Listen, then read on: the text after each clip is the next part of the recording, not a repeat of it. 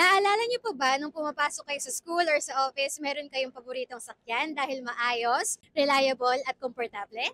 Ako kasi meron, yun yung FX. UV Express na pala siya ngayon. At nakakatuwa dahil dumarami ng electric vehicles sa ating bansa, hindi lamang sa mga private vehicles, but also sa ating public transportation.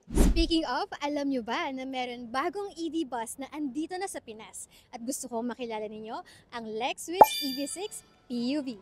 With over 25 years combined expertise in the automotive and high-speed rail industries, LexSwitch has studied and engineered this EV6 Bus Type 2, a fully electric bus which can sit 31 people, including the driver. And it's made up of a full aluminum body and frame. The maximum range of this EV bus is 200 kilometers, and they are DOTR and DOE certified, PNS approved, LTO accredited, and UN compliant. Talaga naman nag-comply at dumaan sa proseso, and just to share, LexSwitch is a Singapore-based company and their goal is to provide future mobility with innovative solutions, contributing to the sustainability of our environment. I'm very excited to tell you more about this and see it in person at the upcoming Philippine Commercial Vehicle Show happening on July 3 to July 5 at the SMX Convention Center, Manila in Pasay City. Please look for LexSwitch Booth 101. For more details and updates, please visit LexSwitch Facebook page or their website www.lexswitch.com.sg. See you there and let's switch it!